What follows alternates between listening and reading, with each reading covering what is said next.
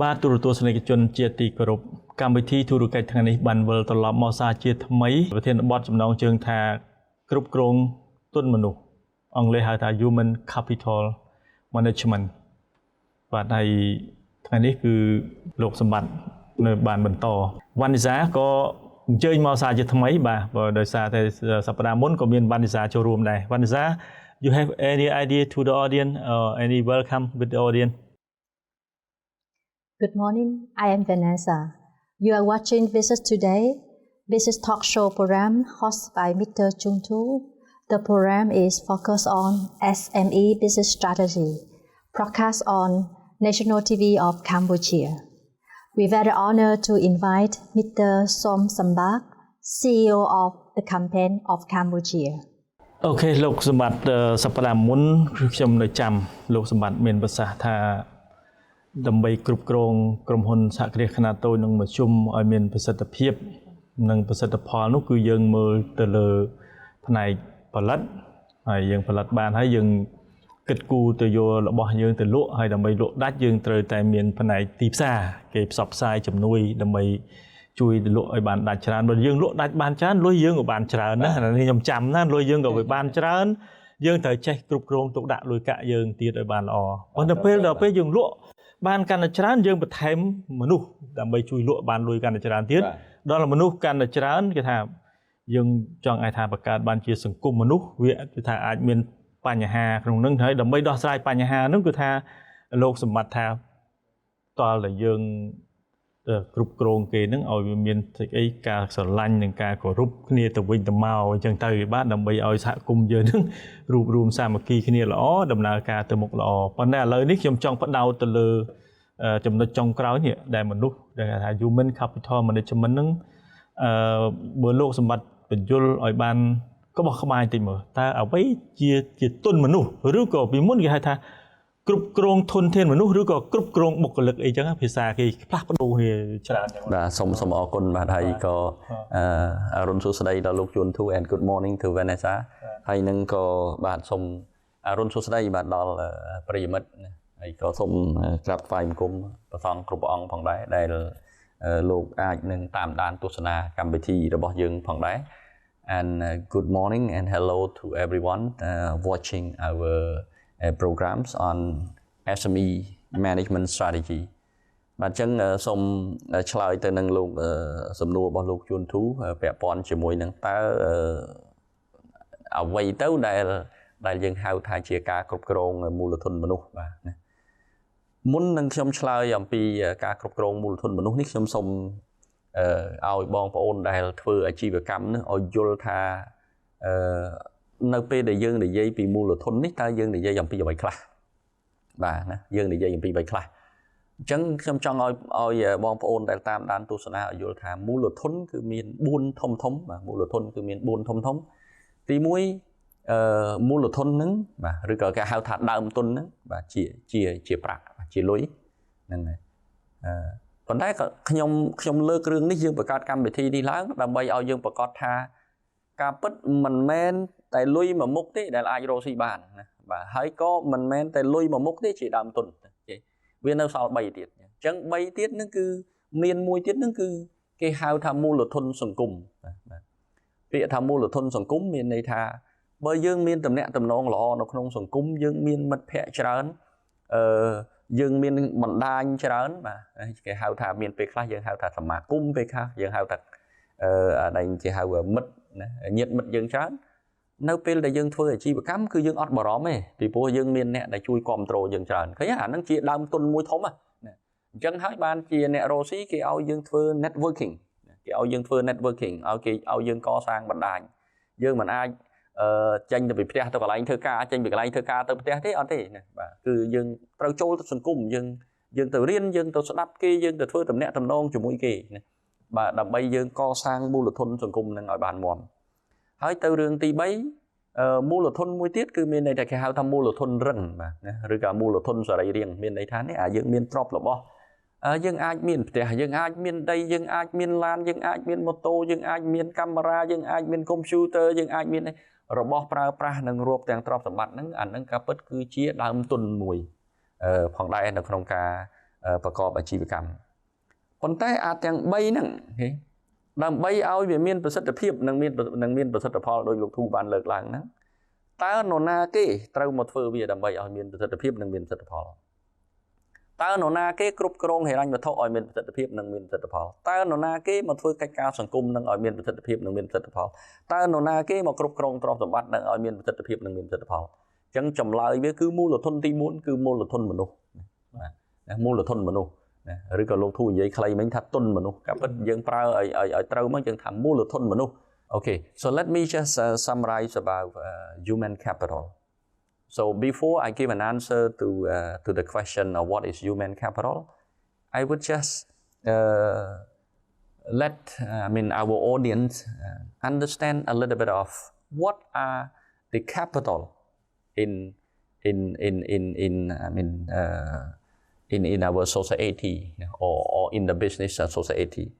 So actually, when we discuss about capital, there are four main capital. Number one is financial capital. Of course, you need money to run the business. But it's not necessarily mean that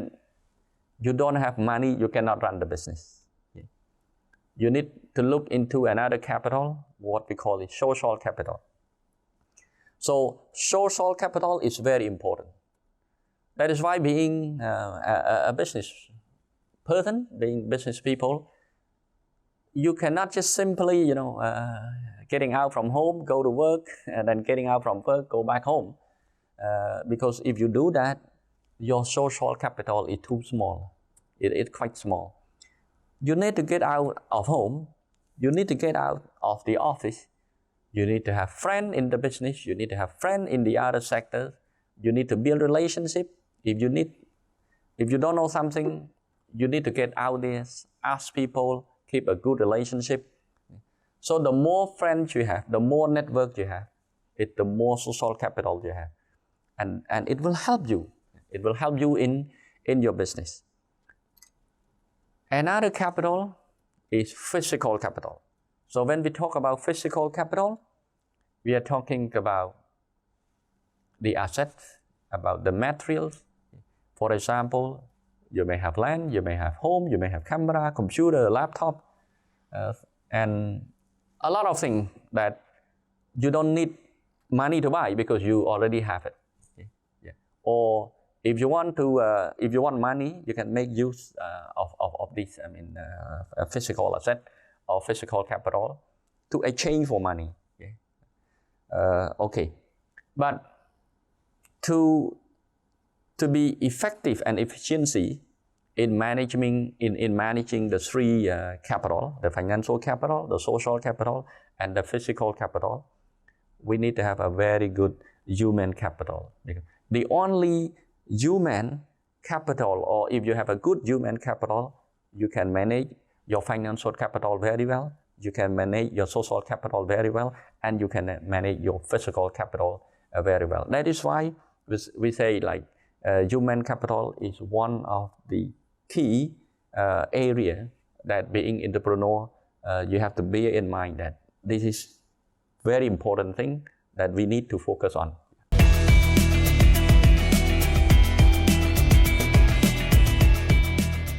Thank you, Mr. Sambak. It's very interesting to share with us the definition of the capital. It's a financial capital, social capital, physical capital, and human capital. Yeah. So can you share with us more about your experience, your practical in the companies? How is your human capital important in your company? Because like you share that you start the companies from the small one. As I say that the small companies, one of the most challenges that we facing with is how we can recruit the good talents for the company. Because most of people, they prefer to work with the big company, they prefer to work with the high salary. So how you can manage about the human capital? Okay, thank you so much, Vanessa. With the question of, in practical experience, okay, in practice, how we develop our human capital in campaign. Okay. I would recall one of my sentence when I get people in because we do not have that much money to pay high salary. So we just get what we call is a simple person in. We need to build him up. So my sentence is, I told to my people that I will build you from zero to hero. Yeah, from zero to hero. So that means I can build you from nothing and I build you until you become someone that people really accept, people really respect you, and you will have a big contribution to this organization. Okay. So what I do is that when I get people in, I do not look into education. I do not look into working experience. I do not look into how smart they are, okay. But I look into how eager they want to learn, how eager they want to learn, how eager they want to work. Okay. Are they ready to learn hard, to study hard? Are they ready to work hard? If they are ready, we can teach him. We can show him how to do their job very well, and we do that in every department. We do that in every department. So when we get the right people, what I mean of the right people is people that are willing to learn, people that are willing to work hard. So this is my definition of the right people. I think in other organizations, they may define right people in different aspect. But in my organization, I define right people in terms of a person or individual that are ready to study hard, are ready to work hard. Okay? And once people are ready to work hard, are ready to study hard, we can teach them, we can grow them, and as they grow, our business are growing together. But be patient. When you develop people without knowledge, without skill, it takes time. It takes time. Okay? It takes time. The question is, when people ask us, hey, you run the business, you want to make money today, but if you get people that you need to spend time to build them up, maybe your business cannot survive. I say that is not true. Okay? Because if you get people that is very high education, with very high skill, you need to pay very high. Okay? So your cost of operation is quite high. But if you get people, that of course they do not have that much of knowledge, they do not have that much of skill, they are not yet professional, our operation cost is also not that big. Okay? So we still can survive. Okay? Of course, but we do not, as I say, we should take some time. Don't just simply, you born and you want something like, a big on a very first day as they are born. Okay. So that is the thing we look at it. បាទសូមអនុញ្ញាតឲ្យខ្ញុំឆ្លើយជាភាសាខ្មែរជូនបន្តិចអំបញ្ញមិញកញ្ញាវណ្ណិសាគាត់បានសួរថាតើនៅក្នុងបទពិសោធន៍នៃការកសាងមូលធនមនុស្សឬការអភិវឌ្ឍមូលធនមនុស្សនៅក្នុង campaign ដោយថា campaign យើងកសាងពីស្ថាប័នតូចមួយរហូតដល់ក្លាយជាស្ថាប័នមួយធំហ្នឹងតើជាបទពិសោធន៍ជាក់ស្ដែងតើខ្ញុំបានធ្វើអ្វីដែលជាចំណុចសំខាន់ណាហើយចម្លើយរបស់ខ្ញុំដែលជាការចែករំលែកដល់ប្រិយមិត្តដែលកំពុងតែតាមដាននេះផងដែរថាអញ្ចឹងយើងកំណត់ទៅលើការយើងរើសមនុស្សដែលត្រូវដើម្បីចូលមកក្នុងស្ថាប័នរបស់យើងពីដើមទីមកអញ្ចឹងសំណួរដែលយើងសួរថាតើមនុស្សត្រូវមនុស្សដែលយើងគិតថាត្រូវហ្នឹងពីព្រោះយើងឲ្យនិយមន័យលើមនុស្សត្រូវហ្នឹងគឺខុសគ្នាបើមិនជាស្ថាប័នយើងទៅស្ថាប័នមួយបើសួរថាតើមនុស្សត្រូវនឹងជាអ្វីប្រហែលជាគាត់អាចឲ្យនិយមន័យផ្សេងប៉ុន្តែសម្រាប់មកខ្ញុំគឺខ្ញុំផ្ដោតទៅលើថាមនុស្សត្រូវគឺមានន័យថាទី1មនុស្សត្រូវមានចំណង់ចង់រៀនចង់អភិវឌ្ឍខ្លួនមនុស្សត្រូវទី2គឺមនុស្សមានចំណង់ឬក៏មនុស្សត្រូវការងារធ្វើឲ្យគាត់ធ្វើការងារឲ្យខ្លាំងបាទហើយបើសិនជាខ្ញុំរកបានអានោះខ្ញុំនឹងប្រាប់គាត់ថាយើងនឹងអាចកសាងគាត់ពី zero to hero ប្រែថាពីគាត់ដែលជាមនុស្សដែលគេមើលទៅអត់មានអីសោះឲ្យคล้ายទៅជាមនុស្សម្នាក់ដ៏អស្ចារ្យណា បាទណាឬក៏យើងថាយើងកសាងពីបុរសឲ្យទៅជាវីរៈបុរសយើងកសាងពីនារីឲ្យទៅជាវីរៈនារីហ្នឹងបាទអញ្ចឹងនៅទីនេះគឺអ្វីដែលយើងធ្វើគឺអញ្ចឹងយើងចង់កសាងនារីឲ្យទៅវីរៈនារីយើងកសាងបុរសឲ្យទៅវីរៈបុរសហើយខ្ញុំខ្លួនឯងជាបុរសម្នាក់ដែលក្នុងនាមជាអ្នកដឹកនាំគេខ្ញុំក៏ត្រូវធ្វើឲ្យប្រកាសថាខ្ញុំកសាងខ្លួនឯងពីបុរសឲ្យទៅជាវីរៈបុរសដែរហ្នឹងបានយើងអាចធ្វើឲ្យស្ថាប័ននេះរីកចម្រើនមកដល់ពេលនេះដូច្នេះខ្ញុំសង្ខេបទៅវិញថាដែលក្នុងបទពិសោធន៍ជាក់ស្ដែងរបស់យើងគឺដោយសារតែយើងជាស្ថាប័នតូចយើងមិនអាចទៅយកមនុស្សដែលមានចំណេះដឹងខ្ពស់មានការអប់រំខ្ពស់មានបទពិសោធន៍ច្រើនពួកគេអត់មកធ្វើការជាមួយយើងទេហើយនៅពេលដែលយើងមិនអាចយកមនុស្សនឹងបានសំណួរគេសួរថាចុះយើងធ្វើម៉េចអាចឲ្យស្ថាប័នយើងនឹងរីកចម្រើនបានបើយើងប្រើមនុស្សដែលមានចំណេះដឹងតិចហើយមានបទពិសោធន៍តិចហើយអត់មានជំនាញទៅទៀតខ្ញុំឆ្លើយថាពីព្រោះពេលអ្នកតម្រូវការខ្ពស់មានន័យថាអ្នកចាយក៏ខ្ពស់ពេលអ្នកតម្រូវការទាបអ្នកចាយក៏ទាបអញ្ចឹងពេលអ្នកយកគេចេះខ្លាំងមកមានន័យថាអ្នកក៏ត្រូវឲ្យលុយគេច្រើនអញ្ចឹងចំណាយប្រតិបត្តិការរបស់អ្នកក៏ខ្ពស់ប៉ុន្តែបើសិនជាអ្នកយកគេធម្មតាមក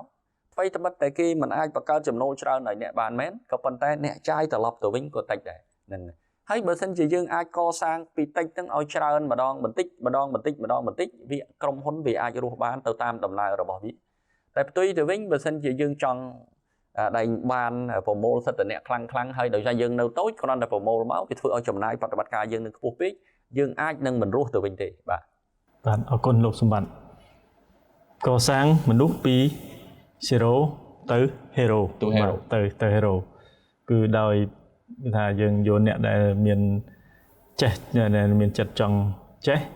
ចង់រៀនបាទហើយចង់ធ្វើការពាក្យខ្មែរយើងអាចថាចេះ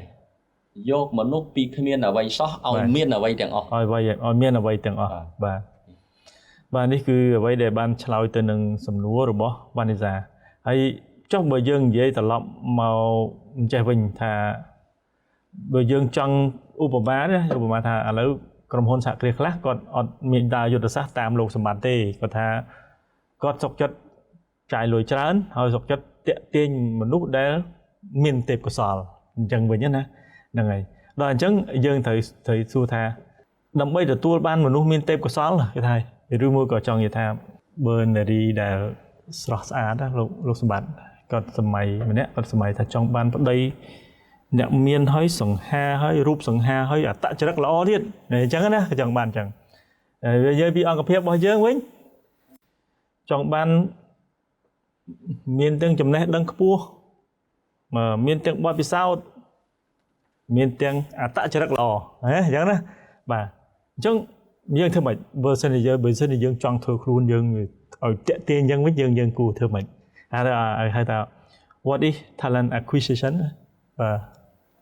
បាទកាប់ពិតទៅនៅពេលដែលលោកធូ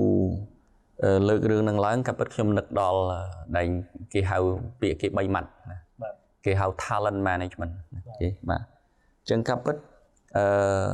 talent management នេះគេនិយាយអំពីរឿងគោលរបស់គេ3ណាអនុញ្ញាតខ្ញុំនិយាយភាសាអង់គ្លេសបន្តិចតែខ្ញុំនឹងសម្រួលជាភាសាខ្មែរគឺមានន័យថាកាលណានិយាយពីរឿង talent management គេនិយាយរឿង talent acquisition គេនិយាយពីរឿង talent deployment ហើយនឹងគេនិយាយពីរឿង talent development អញ្ចឹងសំណួរនៅត្រង់នេះសួរថាធំទោះពាក្យថា talent acquisition មានន័យថាយើងទៅរើសអ្នកឆ្លាតមកបាទរើសអ្នកមានសមត្ថភាពមកណាឬក៏មានទេពកោសល្យមកទី2មានន័យថាយើង deployment មានន័យថាយើងដាក់មនុស្សត្រូវឲ្យចំកន្លែងត្រូវបាទហើយនឹងទី3គឺថាយើងត្រូវតែអភិវឌ្ឍមនុស្សនឹងថែមទៀតពីព្រោះគ្មាននរណាម្នាក់ដែលល្អឥតខ្ចោះទេបាទគ្មានអ្វីមួយដែលល្អឥតខ្ចោះទេអញ្ចឹងយើងត្រូវការអភិវឌ្ឍបន្ថែមដោយបញ្ជាក់ពីដើមជាមួយនឹងខាងវណ្ណិសាខ្ញុំថាខ្ញុំអត់ដែលបានគិតអំពីថាខ្ញុំត្រូវទៅស្វះស្វែងរកគេហៅថា talent acquisition ទេទៅដែលយកអ្នកបកកែស្រាប់មកទេខ្ញុំគឺរកតែមនុស្សម្នាក់ដែលថាត្រៀមលក្ខណៈជាស្រេចក្នុងការចង់ចេះចង់ដឹងបាទហើយត្រៀមលក្ខណៈជាស្រេចថាឲ្យតែមានការងារធ្វើខ្ញុំធ្វើការងារបើខ្មែរយើងហៅថាធ្វើងាប់ចោលបាទហ្នឹងហើយធ្វើងាប់ចោលរួចហើយ ចូលជំហានទី2គឺនៅពេលដែលដាក់ពួកគេឲ្យធ្វើការគឺខ្ញុំប្រើភាពជាអ្នកដឹកនាំសំខាន់ទៅវិញដើម្បីជួយពួកគេឲ្យគេអាចសម្រេចកិច្ចការងាររបស់គេបានហ្នឹងខ្ញុំមិនបានរំពឹងថាខ្ញុំដាក់មនុស្សនេះគឺត្រូវកន្លែងហ្នឹងហើយទេគឺសំខាន់បំផុតខ្ញុំរៀបចំមនុស្សហើយខ្ញុំតាមមនុស្សគ្រប់កន្លែងទាំងអស់ដើម្បីឲ្យប្រកាសថាមនុស្សហ្នឹងគឺធ្វើកិច្ចការគេបានសម្រេចហើយបើសិនជាគេមិនមានលទ្ធភាពគ្រប់គ្រាន់សមត្ថភាពគ្រប់គ្រាន់សម្រាប់ធ្វើកិច្ចការងារគេបានសម្រេចទេខ្ញុំត្រូវដើរតួជាមនុស្សដែលជួយគេដើម្បីឲ្យធ្វើការងារឲ្យគេបានសម្រេចប៉ុន្តែយើងសួរត្រឡប់ទៅវិញថាចុះបើសិនជាយើងទល់តែយើងជួយបានគាត់ធ្វើការកើតទល់តែយើងជួយបានគាត់ធ្វើការកើតចុះយើងឈប់ជួយតែគាត់ធ្វើការកើតអត់ចម្លើយឆ្លើយថាកើតក៏ដោយសារយើងមិនកើតក៏ដោយសារយើងហេតុអ្វីបានយើងនិយាយថាកើតក៏ដោយសារយើងមិនកើតក៏ដោយសារយើងបើសិនជាយើងបណ្ដុះបណ្ដាលគាត់មានន័យថាអត់ពីយើងគាត់ធ្វើកើតតែបើសិនជាយើងមិនបណ្ដុះបណ្ដាលគាត់ទេអត់ពីយើងគឺគាត់ធ្វើកើតបាទអញ្ចឹងសំណួរសួរថាតើយើងត្រូវអភិវឌ្ឍគាត់ដើម្បីឲ្យអត់ពីយើងគាត់ធ្វើកើតឬក៏យើងមិនបាច់អភិវឌ្ឍគាត់ទេនៅតែជួយគាត់ជារៀងរហូតអញ្ចឹងទៅអញ្ចឹងនៅក្នុងស្ថាប័នខ្លះគាត់ថាលោកគ្រូសួរខ្ញុំពេលមានយើងគាត់ធ្វើកើតពេលអត់យើងគាត់ធ្វើអត់កើតអញ្ចឹងចម្លើយឆ្លើយថាពេលមានយើងធ្វើកើតដោយសារយើងជួយគាត់ពេលអត់យើងគាត់ធ្វើមិនកើតដោយសារតែយើងមិនបានអភិវឌ្ឍគាត់មិនបានពង្រឹងសមត្ថភាពគាត់អត់បានបណ្ដុះបណ្ដាលគាត់បើសិនជាយើងបានពង្រឹងសមត្ថភាពគាត់បានបណ្ដុះបណ្ដាលគាត់កុំថាដល់អត់យើងគាត់ធ្វើកើតមានន័យថាអត់យើងគាត់ធ្វើបានល្អជាងមានយើងទៅទៀតពីព្រោះពេលខ្លះនៅមានយើងគាត់ខ្លាចយើងគាត់ធ្វើអត់ទៅបានល្អទៅវិញតែនៅពេលដែលយើងអត់នៅគាត់អត់ខ្លាចគាត់មានសេរីភាពគាត់ធ្វើបានល្អហ្នឹងហើយអញ្ចឹងមនុស្សយើងគឺគេនិយាយអំពីរឿងសេរីភាពហើយនឹងការដែលមិនទាន់មានសេរីភាពនៅត្រង់នេះខ្ញុំចង់និយាយថាពេលដែលមនុស្សមានចំណេះមានជំនាញមនុស្សចង់ធ្វើការឯករាជ្យចង់ធ្វើការដែលមានសេរីភាពមិនចាំបាច់ត្រួតត្រាប៉ុន្តែពេលដែលមនុស្សមិនទាន់មានចំណេះល្អមិនទាន់មានជំនាញល្អគឺមនុស្សត្រូវការអ្នកជួយបាទមិនមែនមានន័យថាមកត្រួតទេការពិតគឺមកជួយគាត់ឲ្យបានសម្រេចអញ្ចឹងខ្ញុំសូមសង្ខេបចំណុចទាំង3នេះ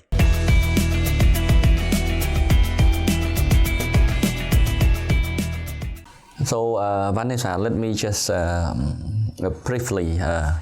summarize on what my answers to Juntu just now. So we are talking about talent management because every organization are looking for good people, are looking for qualified people, are looking for smart people, are looking for people with high education, are looking for people with good experience. But it's not always that you can get it. Okay. Of course, we're talking about talent management, we're talking about three. We are talking about talent acquisition, we are talking about talent deployment, and we're talking about talent development. So what does it mean? So when it comes to talent acquisition, being a small and medium enterprise, you do not, as I say, you do not have that much money, to pay because acquisition means purchase, means buy, okay? So when you run the business, when it comes to human capital, either you buy or you build. When you are big, you have money, you can buy. But when you are small, you don't have money, you need to build, okay? You need to build. So my talent acquisition